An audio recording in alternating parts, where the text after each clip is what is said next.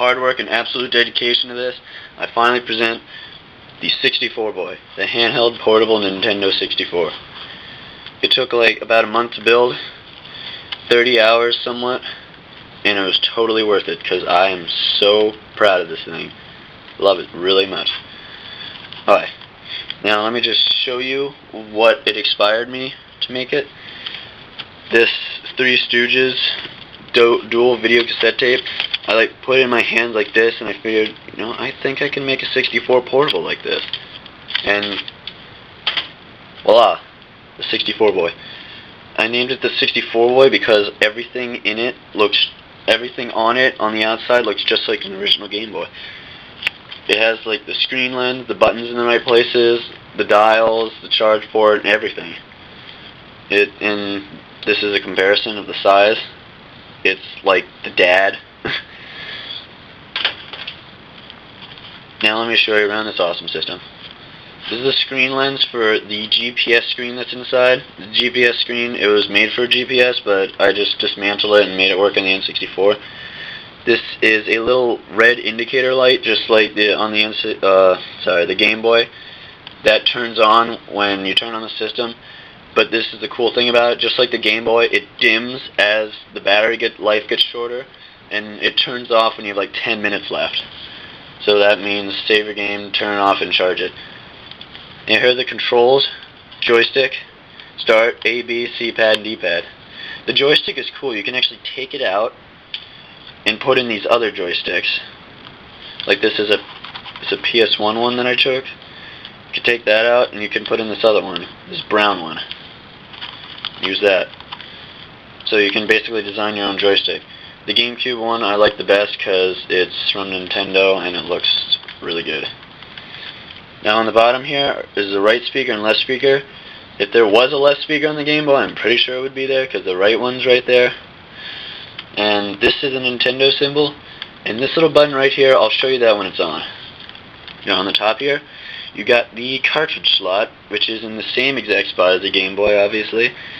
The main power switch, the controller power switch. When you flick it off, this controller turns off. This is the mute button. It just basically cuts the power to the audio. This is the hibernation switch. When you switch it off, it turns the screen, the controller, and the audio off. So only the N64 and the fan that is right here is running.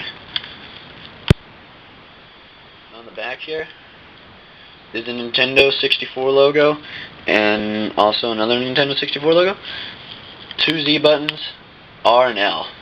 These little pads right here, like when you place it down, it doesn't put like pressure on the Z and the L and R buttons, so they don't like sink in, like become squished and like not as good as they are right now.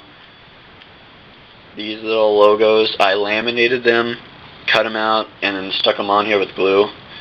As said before, there's a fan here and like a little bit of an airway. It goes like this, like an upside down U. On the side here is the volume dial. You probably can't see it because of the lighting. Right there, just go up and down just like the original Game Boy. And also just like the original Game Boy, charge port's in the same place. And also it is inside like it as well. On the bottom here is the headphone jack. This little port that's normally on a controller is for memory pack, rumble pack, and transfer pack, I believe. You can just stick it in there, and it's really tight. It doesn't fall out even when it's rumbling a lot. So if you can play Smash Brothers, it's so much fun. This is an extra port. I'll show you it. It's for a box that I'll show you in just a minute. Now, without further ado, just pop in Mario 64. Best game ever. Now, on a portable system. It's me, Mario! Yep. Hello! This little AV2 button thing right here, that goes away like after a minute. It's probably going to go away like right after I start. Joystick and buttons work absolutely fabulous. Here the speakers are really loud. Volume dial just controls them.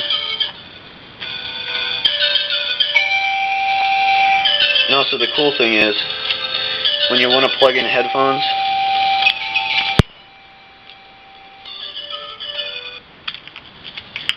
They play through here. I don't know if you can hear them,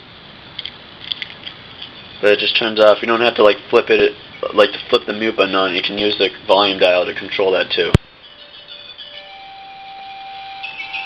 I'm going to show you some gameplay. Let's go 16 size. Those Z buttons work. R.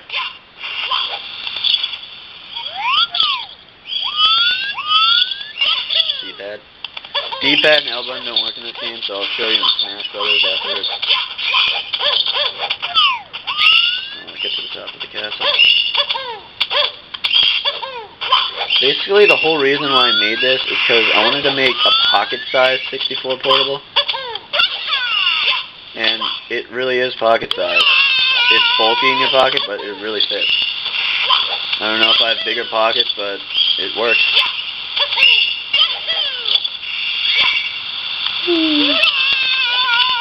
Another big thing that I really wanted to do that I couldn't do with the last one is backwards long jump in this game, which is BLJ. It's the best glitch to do, and it's my favorite thing. Oh, whoops.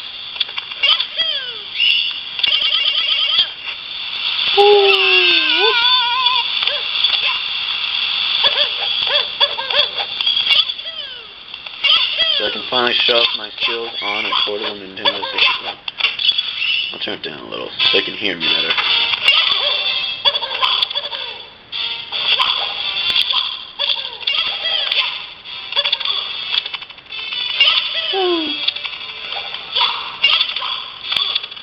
Now, this is the cool little part of this button. This button, when you press it, this little mode comes up on the screen here. It goes brightness, and then when you press it again, contrast, press it again, Colorast. You can use the C up and down button to like control like whether to go up and down in the Colorast, contrast, or brightness.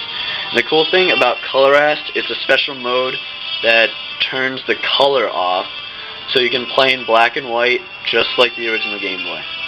As you can see right now, it's at 0, and I'm playing in black and white just like the Game Boy.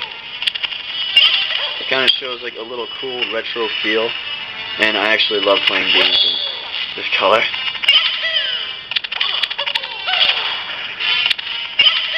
Screw you, wall. Let's go back. Contrast is 0. When you press it again after contrast, it goes to the rotate LUD. You can use the C buttons to rotate the image. You can put it upside down, or just mirrored. And this is where the challenge comes in. I don't know if you can play like up and back or right, but like left and right are switched. And it's kind of hard. I can't really get it. No. And then the reset button, it just goes back to normal when you press it.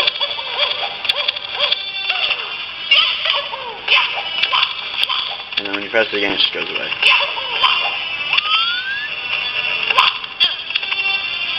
Yeah.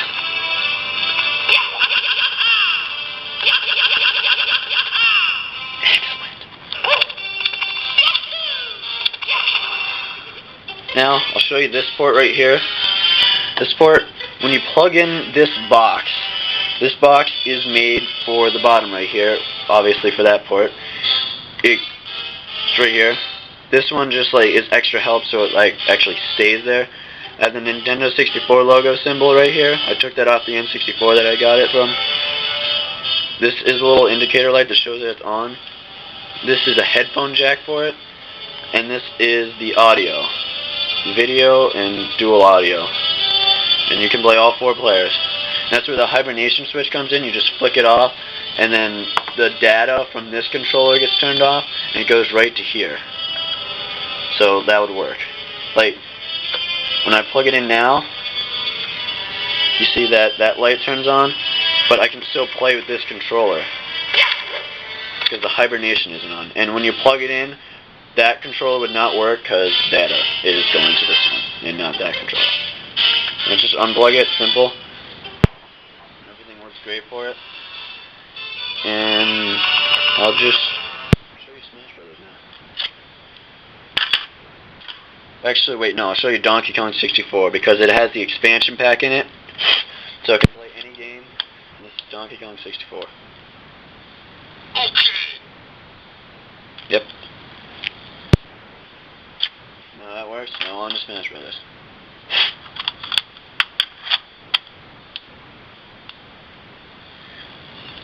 Battery life is around 5 to 6 hours. I actually found that out by taking it to school, and I played it in like full 5 periods out of 8 periods. So that's around 5-6 hours. It's probably one of the greatest things in my life.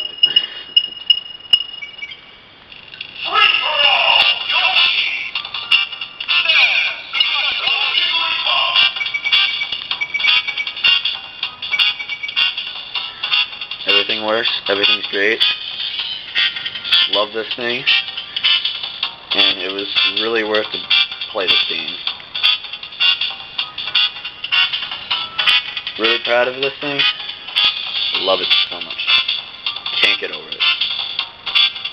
Now the cool thing is that in here in the back here, the N64 faces toward you, as you've seen in like the playback video of me creating it, as the pictures like we're sliding through.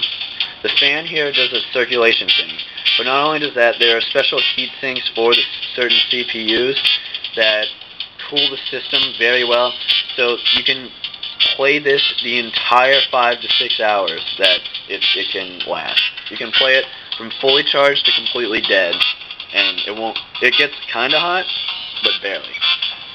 Oh yeah, I'm going to show you the D-pad work,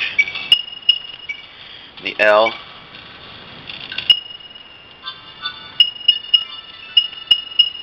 Yep. And, well, basically it. The 64 boy. The handheld portable Nintendo 64.